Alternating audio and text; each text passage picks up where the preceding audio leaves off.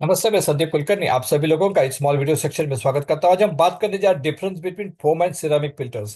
तो हम जानते हैं कि फोम फिल्टर और सिरेमिक फिल्टर दोनों अलग अलग तरह के फिल्टर्स हैं। तो उसमें क्या फर्क है और किस तरह हम कब सिरेमिक फिल्टर इस्तेमाल करेंगे, कब फोम फिल्टर इस्तेमाल करेंगे, इसके बारे में आज हम बात करने जा रहे हैं। तो difference between foam filter and ceramic filter lies mainly in the material filtration efficiency, durability and application. तो इसमें जो मटेरियल है, फिल्ट्रेशन इफिशिएंसी है, जो कैपेसिटी है, ड्यूरेबिलिटी है और एप्लीकेशन, इन सारी चीज़ों का जो डिफरेंस है वो डिफरेंस आएगा।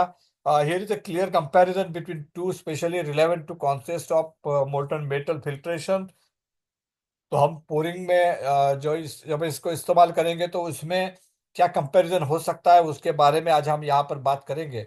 तो सबसे पहले तो यहाँ पर हम उसके फोटोज देख रहे हैं, फोम फिल्टर क्या होता है और सिरेमिक फिल्टर क्या होता है। यहाँ पर आप देख रहे हैं कि on my left there is a foam filter, और फोम फिल्टर में आप देख रहे हैं कि देर आर होल्स, और उसमें those holes are not straight, these are zigzag holes, और जिगजैग होल्स के वजह से जो फिल्ट्रेशन है दैट इज मोर इफिशिएंट, काफी अच्छा फिल्ट्रेशन होता है।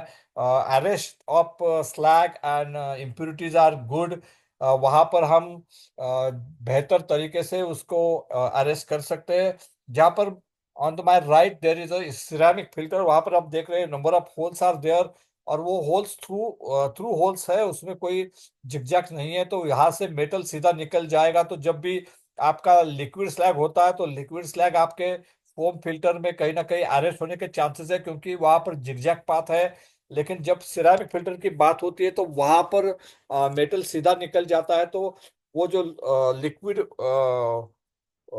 लिक्विड स्लैग है, वो लिक्विड स्लैग कहीं ना कहीं उस थ्रू होल के वजह से मोल्ड में पास ऑन होने के चांसेस बढ़ जाते हैं। तो ये कुछ पिक्चर है, कुछ चीजें हम देखिए तो देखेंगे। इसके आगे हम अलग अलग जो कैरेक्टरिस्टिक्स है, अलग अलग उसके पहलू है। जैसे सबसे पहले हम बात करने जा रहे हैं फोम फिल्टर के बारे में। Foam filter filtration is better, वहां पर फिल्ट्रेशन अच्छा होता है, अरेस्ट इम्प्योरिटीज मोर इफेक्टिवली, ज्यादा अच्छी तरह से इम्प्योरिटीज को अरेस्ट करता है। But it is costly, foam filter costly होता है, use in in ductile ion mainly. इसे नॉर्मली हम डक्टाइल आयन में इस्तेमाल करते हैं, तो वो एक फैक्टर हमेशा ध्यान में रखिएगा कि इसे नॉर्मली हम डक्टाइल आयन में इस्तेमाल करते हैं। तो वो ध्यान में रखना जरूरी है।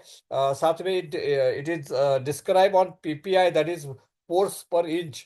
तो यहाँ पर आप देख सकते हैं कि 1 इंच में कितने नंबर ऑफ पोर्स है, उसके ऊपर उसका टाइप या उसका डिस्क्रिप्शन डिसाइड होता है। जैसे 10 पीपीआई होता है, 20 पीपीआई होता है। 10 पीपीआई का मतलब है कि 10 होल्स होंगे, तो वो होल्स बड़े होंगे। तो बड़े होल्स में से आपका फिल्ट्रेशन उतना इफेक्टिव नहीं होता है आपका। जब होल्स बड़े होते हैं तो आपका पोरिंग टाइम आपका जो होता है वो कहीं ना कहीं आपका कम हो जाता है। जबकि 20 पीपीआई में पोरिंग टाइम आपका कम हो जाता, पोरिंग स्पीड आपका कम हो जाता है, लेकिन वहां पर अरेस्ट बहुत ज्यादा अच्छी तरह से कर सकते हैं, क्योंकि वो होल्स बात छोटे होते हैं। तो वहां पर आप इम्प्योरिटीज को ज्यादा अच्छी तरह से अरेस्ट कर सकते हैं 20 पीपीआई में। जबकि 10 पीपीआई में आपका पोरिंग स्पीड बढ़ेगा, लेकिन आप इम्प्योरिटीज को उतनी अच्छी तरह से अरेस्ट नहीं कर पाते हो। तो नॉर्मली जब हम कास्ट आयरन में कोई फिल्टर इस्तेमाल करते हैं तो नॉर्मली वी यूज 10 पीपीआई। और जब एजीआर में करना पड़ता है या फिर हमें ज़्यादा जहाँ पर स्लैग का इश्यूज है, जहाँ पर इम्प्योरिटीज को ज़्यादा बेहतर तरीके से फिल्ट्रेशन करना है, तो वहाँ पर कहीं ना कहीं हम 20 पीपीआई का इस्तेमाल करते हैं। तो ये था फोम फिल्टर और सिरेमिक फिल्टर के बारे में। फोम फिल्टर की जो स्ट्रेंथ होती है वो ज़्यादा बेहतर होती है, वो प्रॉपरली बेक्ड होता है। वहाँ पर हम ज़्यादा मेटल स्पीड उसका उसमें डाल सकते हैं, या फिर जो मेटल का जो प्रेशर है वो सस्टेन करने की कैपेसिटी जो है वो फोम फिल्टर में ज़्यादा बेहतर होती है as compare to ceramic filter. Ceramic filter की बात करें तो इस allows liquid slag to enter to the mould, क्योंकि अब उसमें बेसिकली जो होल्स है वो थ्रू होल्स है, तो वहां पर अरेस्ट होने के चांसेस कम होते हैं। वहां पर बड़ा वाला जो जिसे हम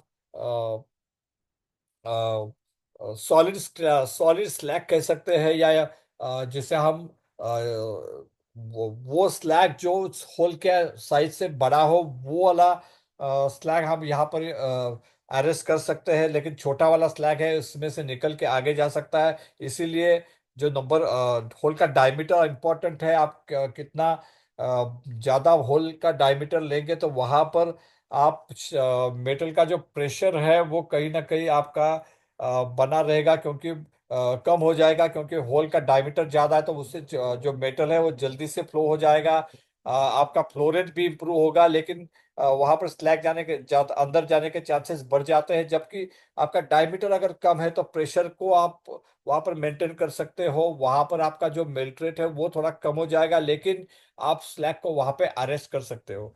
जो सिरामिक फिल्टर है उसमें नंबर ऑफ होल्स और होल डायमीटर, ये दो चीजें अहम होती है, और जिसके ऊपर हम जो सिलेक्शन क्राइटेरिया होता है हमारा फोम फिल्टर या सिरामिक फिल्टर का, वही होता है कि हमें कितना पर केजी मेटल हमें डालना है, हमारा बंच वेट कितना है। उससे ऊपर हमारा जो फिल्टर का स्ट्रेंथ है वो डिफाइन होता है, कितना पर केजी पर सेकंड हमें मेटल अंदर डालना है मेटल मोल्ड के अंदर। तो उससे आपका जो पीपीआई या फिर हमारा जो होल्स का डायमीटर है वो डिफाइन होता है। सिरामिक फिल्टर बेसिकली सस्ता होता है, ज़्यादा महंगा नहीं होता है, लेकिन उसकी स्ट्रेंथ कम होती है। अगर आप ज़्यादा बंचवेट के कास्टिंग में या ज़्यादा प्रेशर से मेटल को उसमें डालेंगे तो वो टूट के अंदर गिर जाने के चांसेस होते हैं। सिरामिक फिल्टर को चेक करने के लिए हम ड्रॉप टेस्ट का भी इस्तेमाल कर सकते हैं। आप एक 3 फीट के ऊपर से अगर आप इस फिल्टर को नीचे डालेंगे तो फिल्टर टूटना नहीं चाहिए। वो टूटता है इसका मतलब वो ठीक ठीक से बेक नहीं हुआ है, उसकी स्ट्रेंथ कम है। साथ ही में आपको नंबर ऑफ होल्स और उसका डायमीटर वेरीफाई करना है। जब आप फिल्टर को बिठाते हो तो उसका जो आखिरी वाला लाइन है होल्स है, होल्स का, वो कहीं ना कहीं आपका सिटिंग अरेंजमेंट में निकल जाता है। तो उसके अंदर के सारे लाइंस को आपको देख के उसके ऊपर आपका जो फ्लो रेट है आपको डिफाइन करना पड़ता है। तो वो इम्पोर्टेंट है।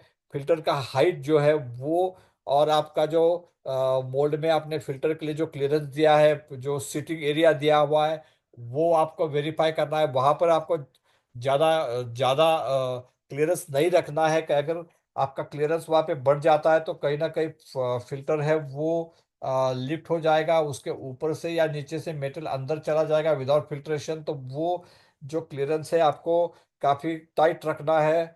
नॉर्मली सिरामिक फिल्टर हम ग्रे कास्टर में इस्तेमाल करते हैं, डक्टाइल आयरन में कुछ लोग इस्तेमाल करते हैं, लेकिन उससे जो लिक्विड स्लैग है वो आपका अरेस्ट नहीं होता है। तो वो आपको ध्यान रखना है, ताकि वो जो स्लैग है आपको कहीं ना कहीं गेटिंग सिस्टम में आगे चोक या ओवरलैप या इनगेट के माध्यम से आपको अरेस्ट करना पड़ता है। तो ये सारी चीज़ें यहाँ पर आपको ध्यान देनी है। तो ये था सिरामिक फिल्टर और फोम फिल्टर के बारे में एक वीडियो, जिसमें आपने देखा कि सिरामिक फिल्टर क्या होता है, फोम फिल्टर क्या होता है, उसके टाइप क्या होते हैं, सिलेक्शन क्राइटेरिया क्या होना चाहिए, फोम फिल्टर क्या काम करता है, कैसे काम करता है, सिरेमिक फिल्टर कैसे काम करता है, और दोनों के एडवांटेज और डिसएडवांटेज भी हमने देखे हैं। तो उम्मीद है ये वीडियो आपको पसंद आया होगा, और डेफिनेटली आप इस वीडियो से कुछ ना कुछ नया सीखे होंगे, और ज़रूर आप अपने फाउंड्री में इसे इस्तेमाल करेंगे। इस उम्मीद के साथ मैं इस वीडियो को ख़त्म करता हूँ। आपका बहुत बहुत शुक्रिया। Thank you, thank you very much.